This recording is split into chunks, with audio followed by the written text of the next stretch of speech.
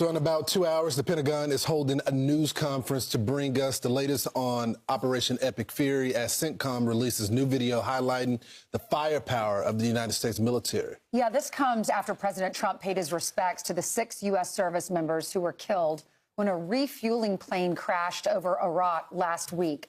The names of those heroes are Major John Alex Kilner of Alabama, Captain Ariana Savino of Washington State, Tech Sergeant Ashley Pruitt of Kentucky, Captain Seth Koval of Indiana, Captain Curtis Angst of Ohio, and Tech Sergeant Tyler Simmons, who's also from Ohio.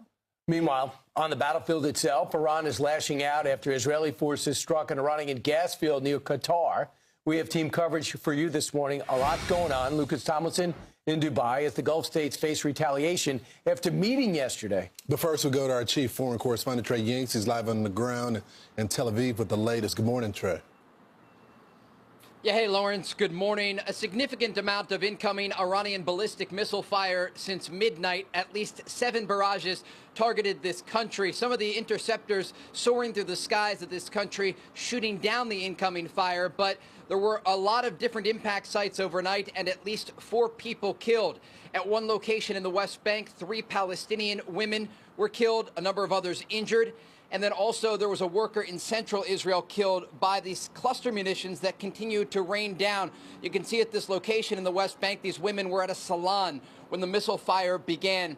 A spokesperson for the Israeli military said this about the air defense systems that are working to take down this incoming fire. We have air defense systems. I can already say they are among the best in the world. This is proven. Unfortunately, the defense is not airtight. We use our systems to intercept these missiles. These cluster missiles are a war crime if this terrorist regime targets them at population centers. There is no difference from a regular missile except for its dispersion.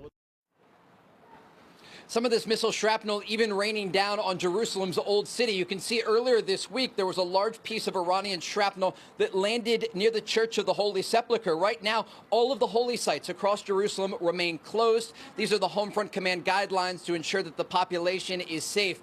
But again, you see this missile shrapnel there just feet away from the church. Here's what a police spokesperson had to say about the situation.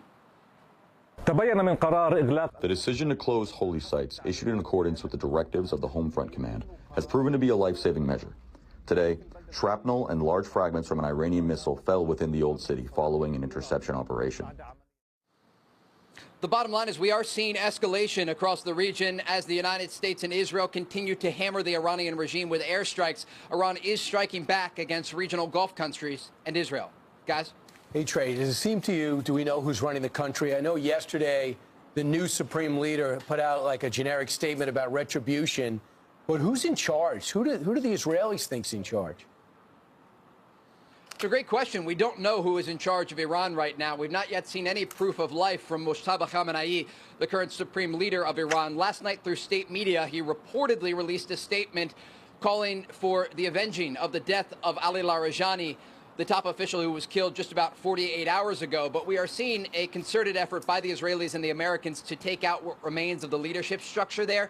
Not just Larijani, but also yesterday we reported the intelligence minister of Iran and also a top Basij commander. We expect these types of strikes to continue, but the Iranians are filling the shoes of these leaders, and they are still firing on a variety of different locations across the Middle East. Trey, we interviewed a lady yesterday, and she's from Iran originally, and she talked about the people who are still alive and the ones that have been taken out. And she told us, this is what she said she's hearing from her friends and her family in Iran, that possibly the new leader, that his foot was blown off.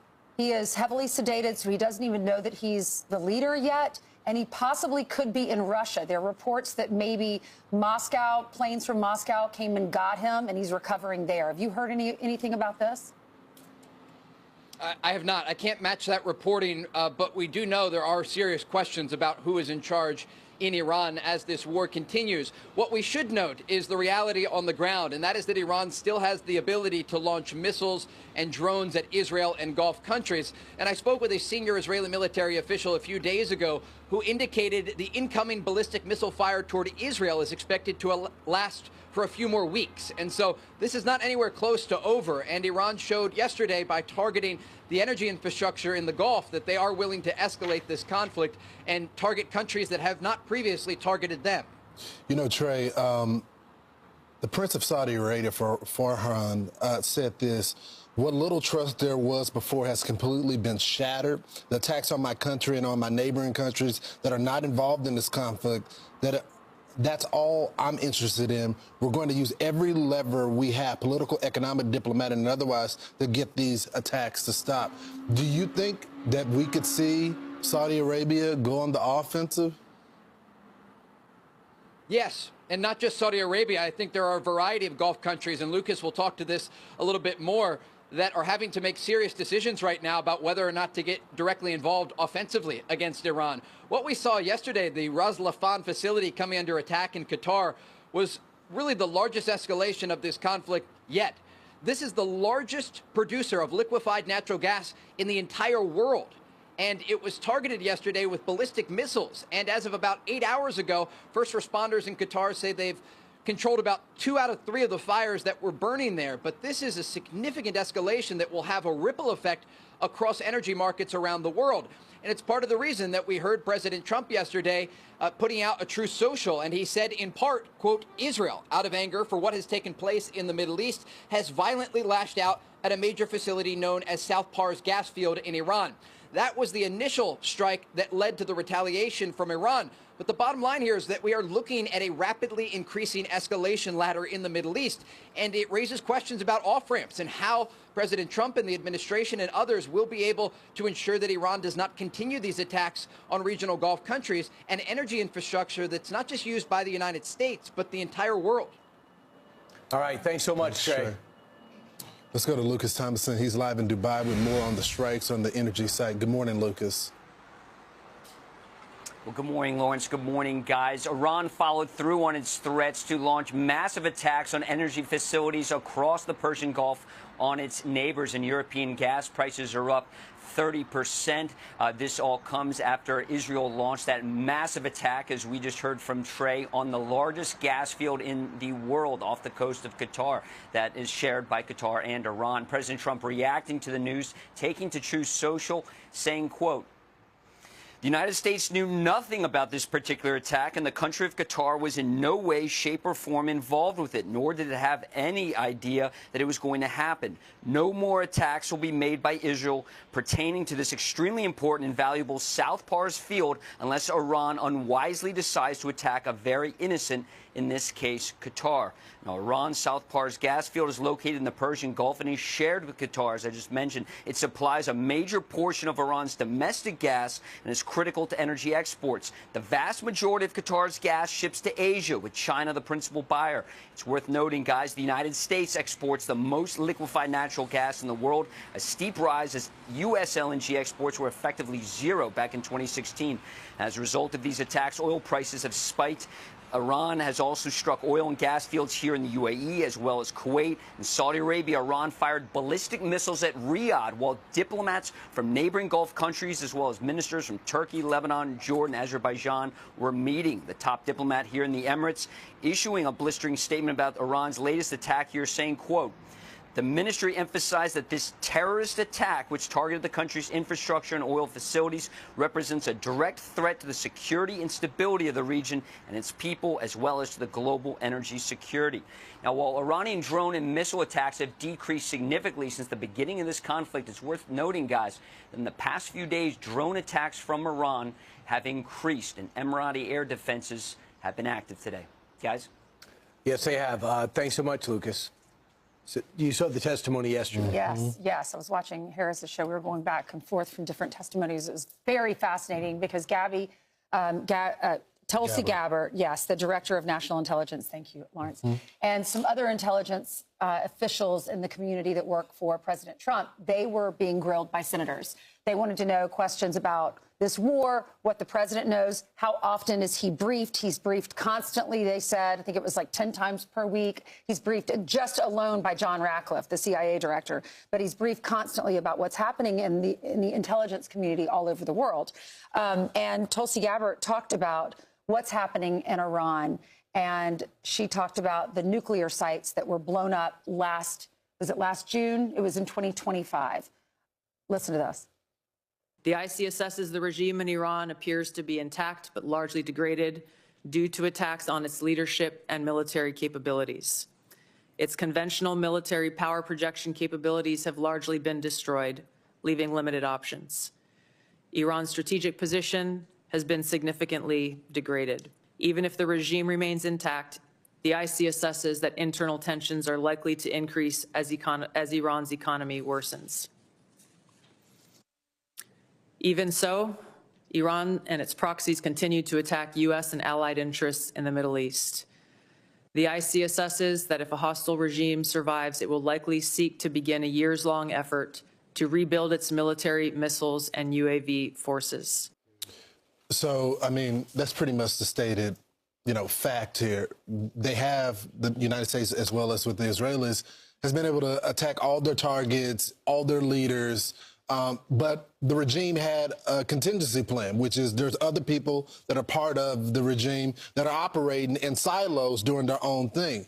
Brian, the one thing that I was talking about before we got on air that I did not like, it seems like the Democrats spent more time on the word imminent, right? I mean, I just don't think that's relevant. Maybe the president started the word imminent, but I don't think it's necessary. The stated goal of the country is to destroy America and destroy Israel, and they've been acting on it. Yeah, persistent and consistent threats for the last 47 years. And now that they were pursuing a nuclear weapon, it got really urgent over the last 12. But you could say the government's intact if you call a government intact that lost a third of its leadership. Right. You can call a government intact if you lose the whole A-team. Can you imagine if we lost all our secretaries? Yes, we have undersecretaries and deputy secretaries, but there's a reason why they're under and deputy. They weren't as good. So these people, the most experienced guys, are dead. And the reason why there's no women, because women have no rights there. So that's why I'm not using general terms, which doesn't seem to bother the left in this country. But I don't want to digress. So they've been targeted, and the rest are put on blacklists. They'll be dying on a consistent basis. The Israelis have sources on the ground. They don't have to be in the ground. So many people hate their government. They are turning in everybody.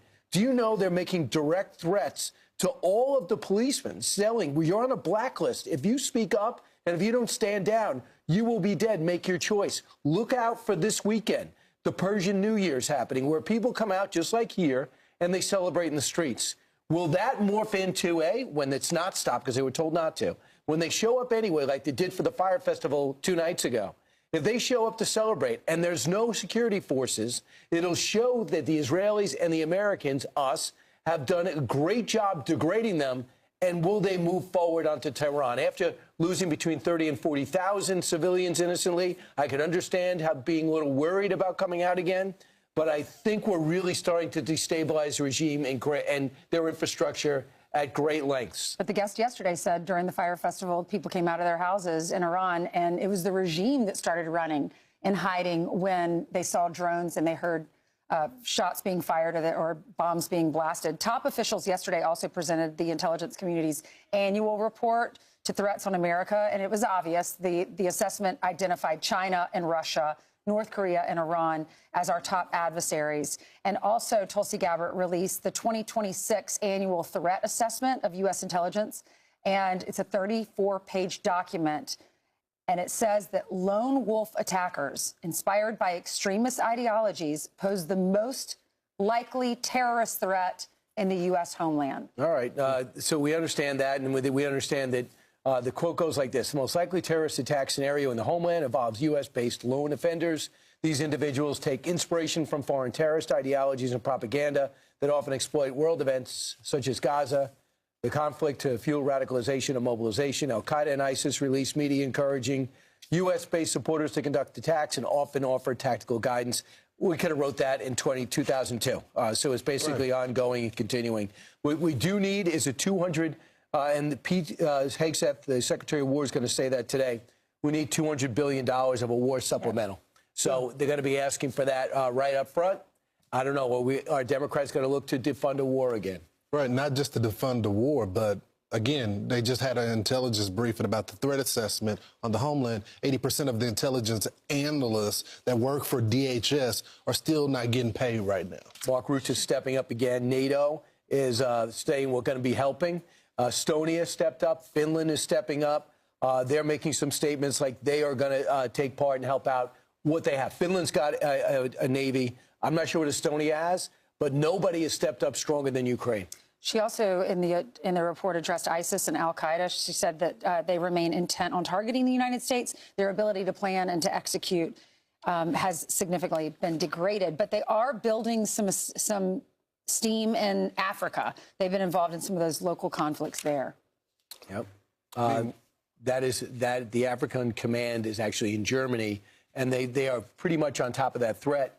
And the Russian push with the Wagner Group to assert themselves there has generally fallen flat.